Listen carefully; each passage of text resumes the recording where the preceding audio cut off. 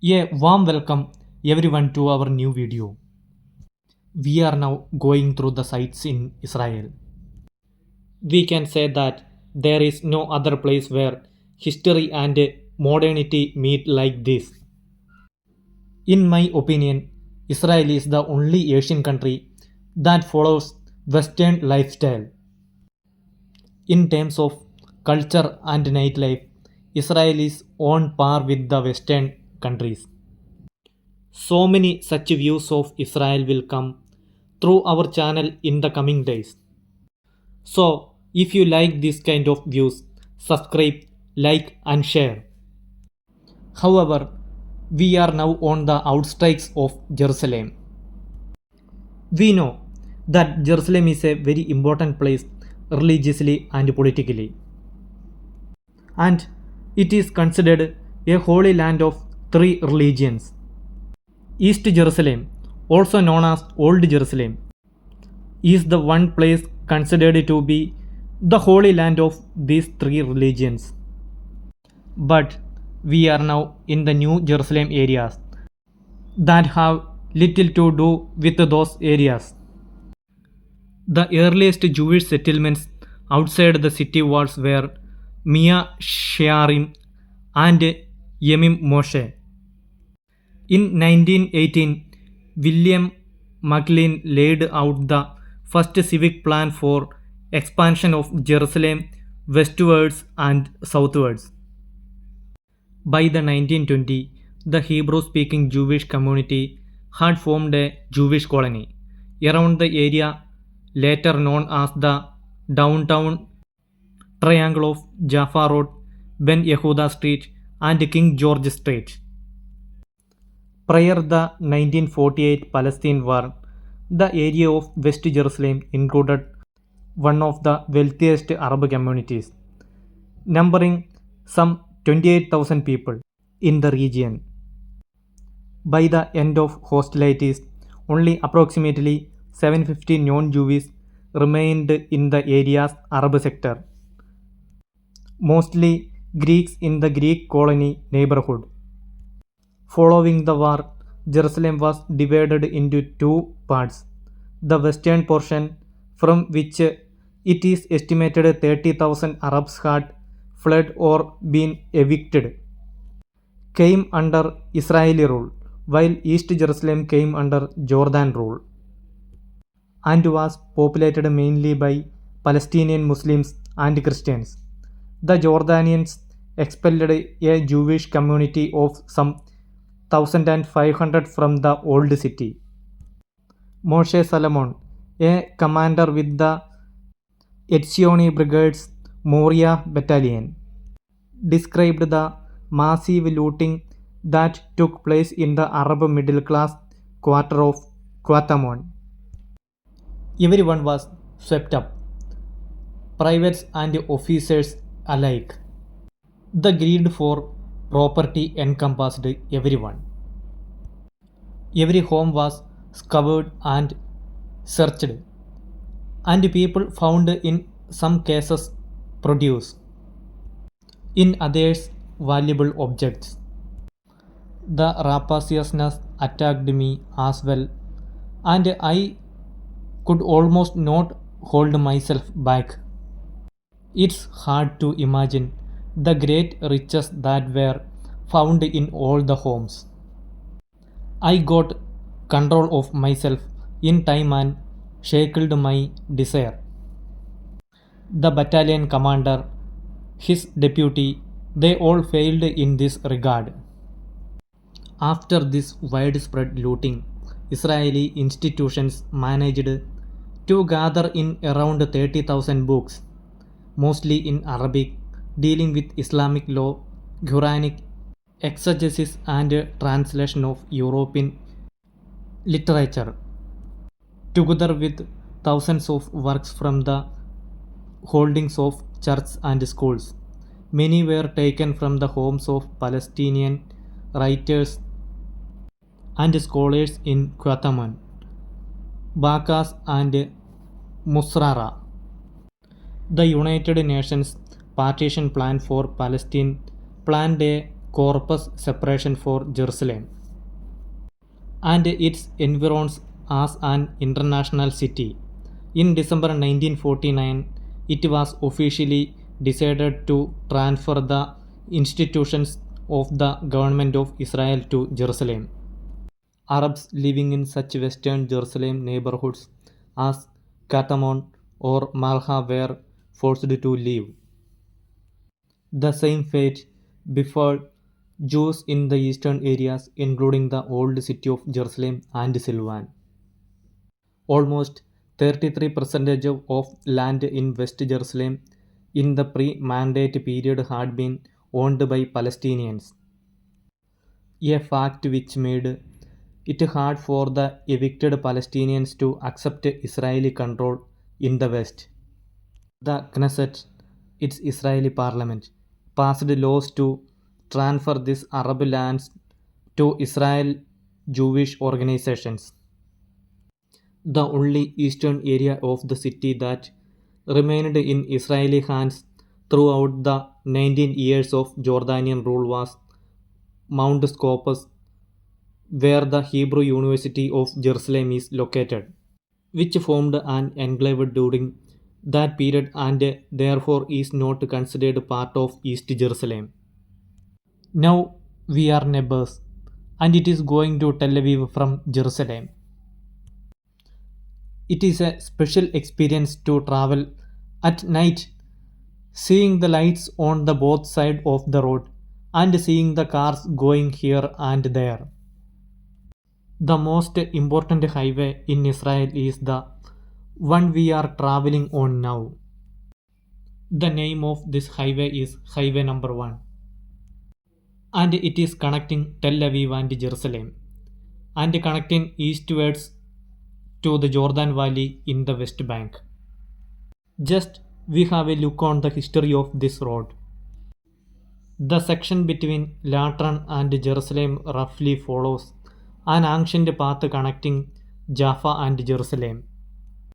At the entrance to Jerusalem, the steep and winding rise was known as Malech Ha-Romaim, and it is covering a 3 kilometers.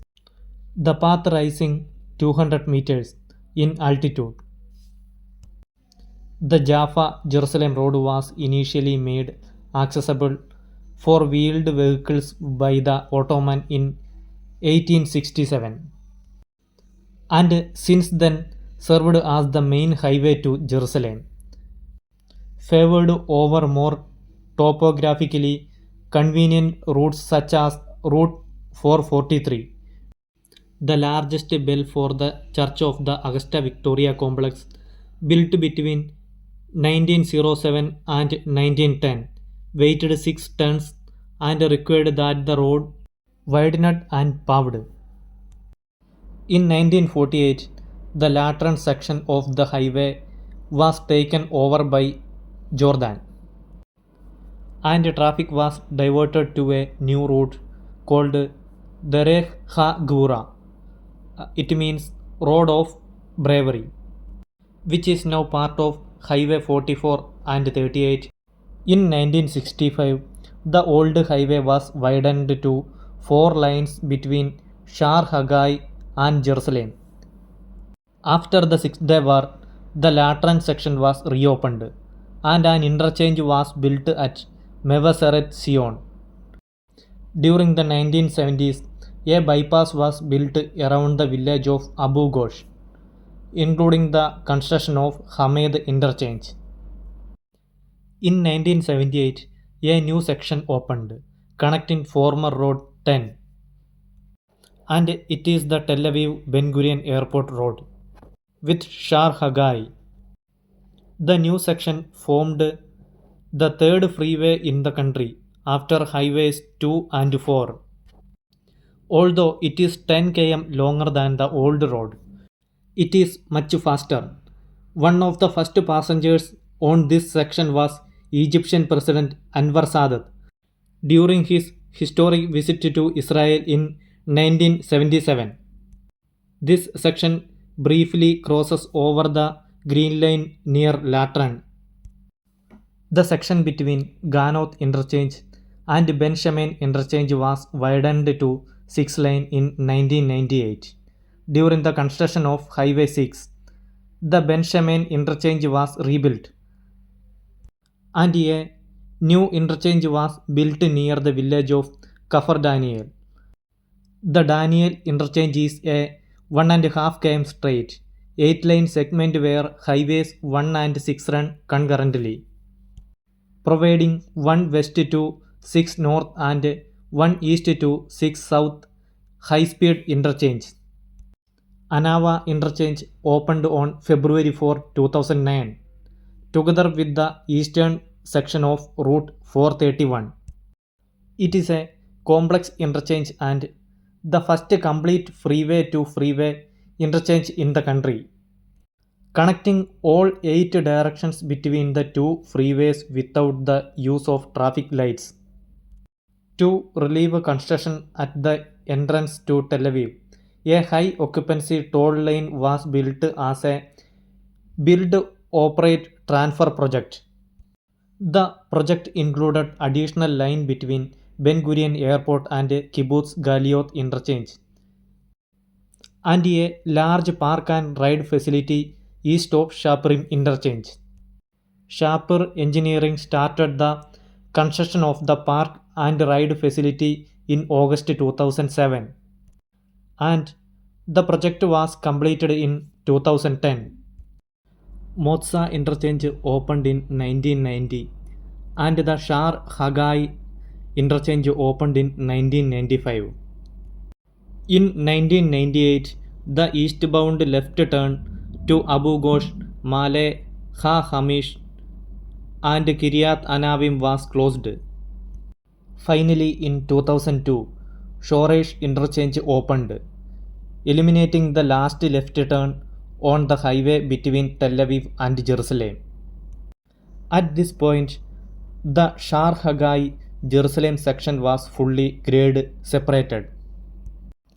However, the road did not meet freeway standards due to narrow shoulders, dangerous turns and difficult slopes, and the speed limit on this section was 80 km per hour.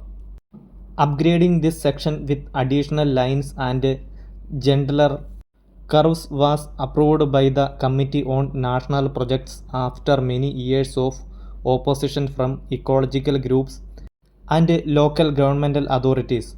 Also, according to this plan, the unidirectional Kiryat Yarim interchange was rebuilt to allow access to eastbound traffic. A tunnel was built under the Castle Mountain, with more efficient entry and exit ramps, and a long bridge was built to straighten the dangerous Motza curve. The soil extracted from the tunnel was used to widen the Shoresh Shar Hagai section, raising the road by 5 meters to straighten the curves and widen the road from 4 to 6 lanes with wider shoulders. Opposition on ecological grounds to the Shar Hagai Shoresh section that passes through a sensitive nature reserve has been addressed by the inclusion of a 70-meter wide eco bridge as part of the plan. Additionally, the quality of life issues raised by the leaders of the nearby communities were all rejected. By February 2012, the National Roads Authority published requests for tender for the Shar Hagai Shoresh section and the Harel tunnel to be implemented as design-build projects. By January 2014, extensive infrastructure works were taking place along the entire project's route.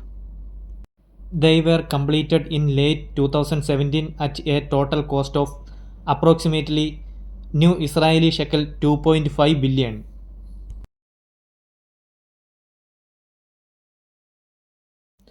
The British first built the section of the highway east of Jerusalem in the 1920s along the path of an ancient road to the Dead Sea. This section was under Jordanian control between 1948 and 1967 and renewed access to this road, which is known as the Jericho Road or the Abumim Ascent, was famously noted alongside the reunification of Jerusalem in the famous Israeli song Jerusalem of Gold. In the late 1980s, a new road was built north of Jericho Road between French Hill neighborhood in northern Jerusalem and the town of Male Adumim. This section was improved by 1995 when it was widened, and a new interchange was built at Male Adumim. A bypass of this section, designed to relieve congestion at Shar Misrach Junction, opened in 2002, connecting the highway through two two-lane tunnels under Mount Scopus towards the Hebrew University, Bar Ilan Street and Central Jerusalem. As part of this project, the new Ha Seitim interchange was built at the foot of the Mount of Olives. The section between Male Adumim and Jericho was widened to 4-lane in the early 2010s. The section west and east of Jerusalem are linked by an expressway segment running north of the city center, known internally as Yigal Yadin Road or Jerusalem Road 9. The stretch has divided lines but includes several at-grade intersections alongside its interchanges. In 2001, Moriah, the Jerusalem Development Company, started building a bypass of the city's oft-congested western entrance, designated as Jerusalem Road 9. Before it was built, travelers from the west of Jerusalem who wished to reach the Dead Sea or vice versa had no better option than to drive through congested city streets. The road was intended to improve traffic flow in Ramoth and nearby neighborhoods. The 3.6 km road descends from the purpose-built Shar Moriah interchange to allow continuous separate grade access to Yigal Yadin interchange and the northern and eastern continuation of Highway 1. Passing through Emek Harasim, it includes two 400 meters tunnel, one for eastbound traffic and another one for westbound, 4 bridges over the Sorek stream and 2 new interchanges. While the highway was scheduled for completion in early 2005, work was slowed to a near halt between 2003 and 2006, and completion was postponed for over 2 years. The opening, planned for May 21, 2007, was postponed another 2 months due to Moriah's failure to complete the required environmental mitigation. Permission to open the road was granted on condition that the company and Jerusalem municipality guarantee completion of environmental mitigation after the opening. Road 9 opened on July 25, 2007 and constitutes part of Highway 1. In October 2014, Jerusalem Road 9 was officially renamed Derech Yitzhak Shamir after Israel's 7th Prime Minister. Israel Railways has built a new high-speed rail line between Tel Aviv and Jerusalem. This line crosses the highway at 3 points: over a viaduct east of Ben Gurion Airport, in a tunnel at Anava Interchange, and another tunnel at the western entrance to Jerusalem. In late 2021, construction began on a new interchange that will provide additional access to Ben Gurion Airport from Highway 1. It will significantly reduce the distance vehicle must travel to access the airport's main terminal from the direction of Tel Aviv and other points north and west of the airport. A plan to add lines and reconfigure the highway between Tel Aviv and the Shapirim interchange will be carried out as part of the four-tracking project of the Tel Aviv Lod Railway, expected to take place in the mid-2020s decade. An interchange at Ramat Shlomo is currently under construction. Once completed, it will replace the current signalized intersection. It is also designed to provide an additional route to the Har Hatzivim high-tech area.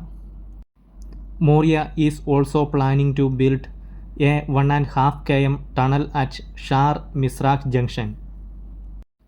This tunnel will allow east-west traffic to bypass the current signalized intersections and provide direct access to Jerusalem's northern neighborhoods.